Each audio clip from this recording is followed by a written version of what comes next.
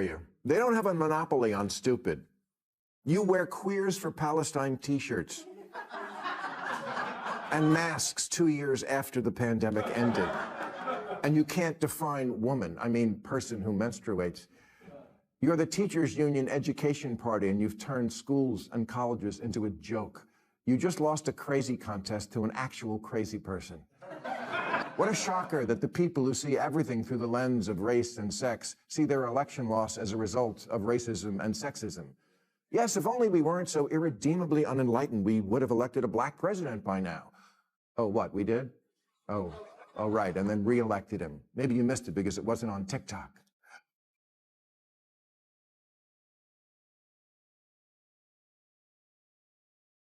And sexism? Hillary got 3 million more votes than Trump, which in a normal country would be called a victory. It wasn't 21st century sexism that prevented a woman from being president. It was the Electoral College. Democrats are already acting defeated before the midterms even begin. Instead of standing behind their own record, they're preparing to pin every possible setback on Trump before a single vote is counted. But Bill Maher isn't accepting those excuses. He's openly criticizing the DNC for avoiding responsibility and relying on the same tired strategy. According to him, the party still has a shot at recovering, but only if it cuts ties with the leadership dragging it down. His comments were direct, brutal, and impossible to ignore. So hit subscribe and let's get into it. Democrats run for office as if the voters don't live here, as if they don't go to the grocery store and Starbucks and the office. But they do. They live here, and they actually see women and people of color. And it doesn't look like some patriarchal, racist nightmare. Do problems remain pertaining to racism and sexism? Of course. But a poll last year asked, if America is the greatest country in the world, more blacks and Hispanic Americans agreed with that than the white progressives.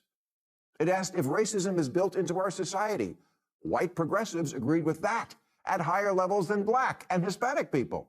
It asked if government should increase border security. Same result. Hispanic Americans are less okay with illegal immigration than whitey. This has become one of the Democrats' biggest weaknesses, an attitude of superiority hidden behind the language of empathy. Instead of paying attention to the people who support them, they act as though they already have all the answers. From a disconnected political bubble, they push aggressive policies many voters never demanded in the first place. Maher points to immigration as a perfect example of this disconnect. Black and Hispanic voters, groups Democrats have relied on for years, repeatedly raised concerns about weak border enforcement. They spoke out clearly and consistently, but party leaders largely ignored those warnings. The fallout was massive. After Kamala Harris was put in charge of handling the border situation, critics say the crisis only spiraled further.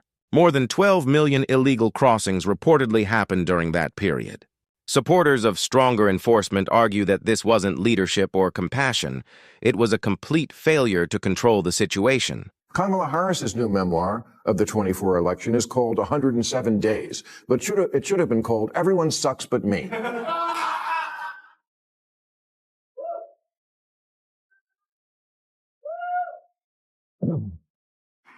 107 Days is a victim's title because, get it, she only had 107 days to win. Yeah, and $1.5 billion and a built-in army of about 75 million people who'd vote for any human-adjacent life form that wasn't Trump. One of the most repeated arguments from Democrats is the claim that Kamala Harris didn't have enough time to build a proper campaign. Harris herself has leaned into that explanation more than once. But critics argue the facts tell a very different story. When she entered the race, she had access to an enormous amount of campaign funding, more than any candidate before her. Financial support was never the issue. On top of that, she received backing from major celebrities, high-profile entertainers, and powerful figures across Hollywood. The level of public endorsement surrounding her campaign was unlike anything seen in recent elections. In 107 days, nothing is ever Kamala's fault. Biden lets her down by not stepping down sooner. Pouty face emoji. Gavin Newsom, he was asked for his endorsement, but texted, "Hiking will call back." But then never did. And then he didn't even ask her to prom. America, America itself lets Kamala down by not being ready for the running mate she really wanted, Pete Buttigieg. So she's stuck with the Home Depot paint salesman. And the rest is herstory. Poor Kamala.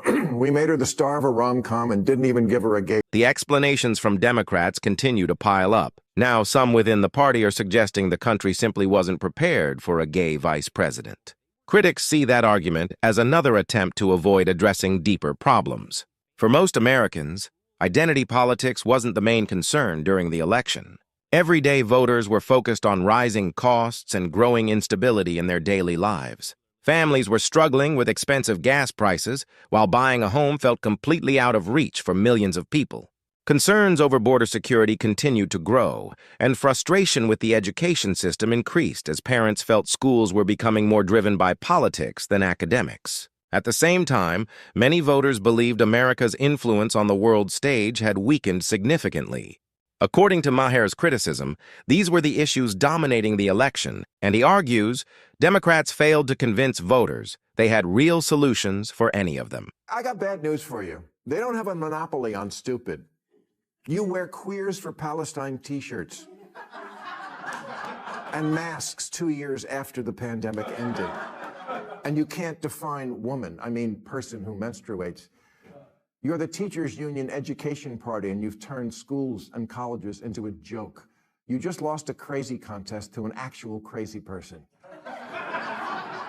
Maher directly points back to the Democrats' major defeat in the 2024 election and argues the message from voters was impossible to ignore. Many Americans felt progressive policies had crossed a line, especially on issues involving education, immigration, and broader cultural debates. Frustrated voters used the election to push back against what they viewed as extreme political direction. A large number of working-class Americans believed major institutions were being reshaped by ideological priorities instead of practical leadership, and they responded by voting Democrats out of power. According to Maher, the outcome served as a loud warning about where the public stood. What frustrates him even more is what happened afterward. Rather than reassessing their approach or admitting mistakes, he argues Democrats continued embracing the same political messaging that had already cost them support with millions of voters. In his view, there has been little accountability or serious reflection, just a repackaged version of the same agenda that voters had already rejected. Truth to power, and we always should, but you have completely lost the ability to speak truth to bullshit. The Democratic polling firm Blueprint told Democrats months ago that black voters, aka their supposedly liberal base, were more likely to find the president too liberal than too conservative. They also found that voters didn't just want Harris to distance herself from Biden, they wanted her to distance herself from what they believe the entire Democratic Party has become, a Portlandia scheme. Maher's biggest criticism isn't aimed only at the far left. It's also directed at the Democrats who stay quiet while watching their party change. In his view, many within the party understand that certain progressive positions are pushing voters away, yet they refuse to openly challenge them. He argues these Democrats recognize the growing disconnect between the party and everyday Americans, but instead of confronting it, they avoid speaking out and hope the problem resolves itself. While they are quick to publicly attack Trump, Maher believes they become far more cautious when criticism is directed at the ideological extremes inside their own political movement. According to him, that silence has come with serious consequences. A party that once held major influence and political strength is now struggling with credibility and public trust. Maher's argument is that moderate voices inside the DNC allowed more radical elements to take control simply because too few people were willing to push back. Shocker that the people who see everything through the lens of race and sex see their election loss as a result of racism and sexism. Yes, if only we weren't so irredeemably unenlightened, we would have elected a black president by now. Oh, what, we did? Oh, right, and then re-elected him. Maybe you missed it because it wasn't on TikTok.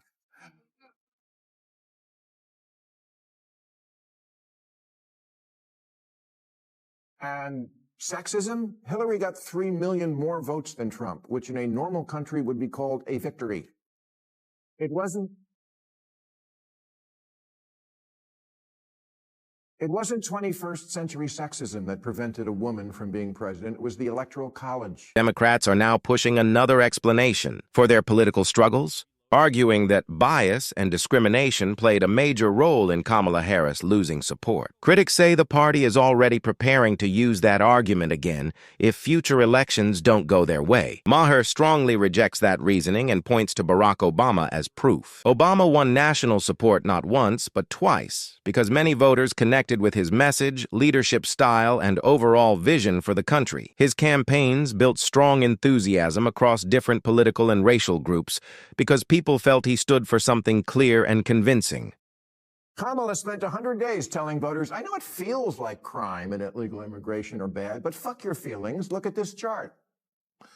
Yes, there's a lot to not like already about the new regime, but maybe take 1 week to ask what you did wrong.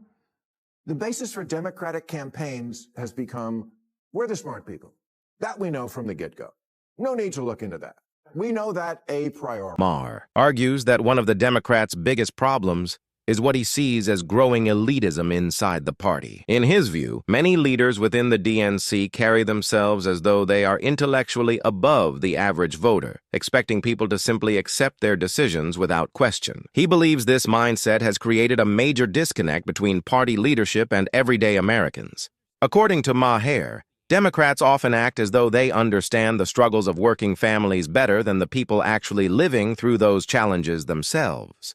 His criticism is that while political leaders celebrate their own policies and messaging, many ordinary Americans still feel unheard and continue dealing with the same economic and social pressures. Maher believes more voters are beginning to recognize that disconnect. Ladies, I know this isn't fair, but we're all always running against the worst cliche of who people think we are. Women Democrats can't look oversensitive or preachy or unable to laugh at themselves. They also can't look silly, like Gretchen Whitmer did, trying to hide in the Oval Office. They have to look brave and strong. It wasn't a good look for the woman party that all the guys were speaking out for Jimmy Kimmel when Trump went after him, except on the woman show, where for 5 days the outspoken hosts were suddenly as quiet as a geisha. Maher points to what he sees as a major contradiction within the Democratic Party. For years, the party has strongly promoted women's empowerment, leadership, and representation as a central part of its identity. But according to him, many of the party's own leaders fail to show the kind of independence and confidence they publicly celebrate. He argues that when difficult conversations arise or unpopular truths need to be addressed, many Democratic figures choose to stay aligned with party messaging instead of speaking openly. In his view, that creates a gap between the image the party promotes and the leadership voters actually see. On the 5th day, they rose and said, no one silences us. No one had to. You silenced yourself.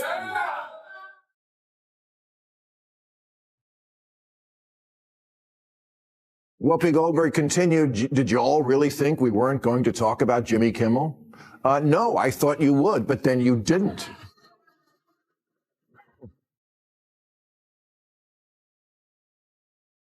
"5 days? Talk about needing extra time to get ready." According to Maher, the Democratic Party is approaching a critical moment, and time is running short. He argues that the party's biggest weaknesses have now become impossible to ignore. The constant excuses, the disconnect from everyday voters, the fear of internal criticism, and the growing influence of ideological extremes. He points out that Democrats were once viewed as a powerful political force capable of energizing voters and shaping national direction. But in his view, the party has become trapped by its own political habits and unwilling to seriously confront the concerns many Americans keep raising. With the midterm elections getting closer, Maher believes Democrats face a choice. If they want to rebuild trust, he argues they must hold leadership accountable, distance themselves from unpopular extremes, and start paying closer attention to the voters they claim to represent. Maher says a political comeback is still possible, but only if the party is willing to honestly examine where things went wrong and make major changes moving forward. And with that, we wrap up today's video. If you enjoyed this breakdown, make sure to like the video and subscribe for more content like this. Thanks for watching, and we'll see you in the next one.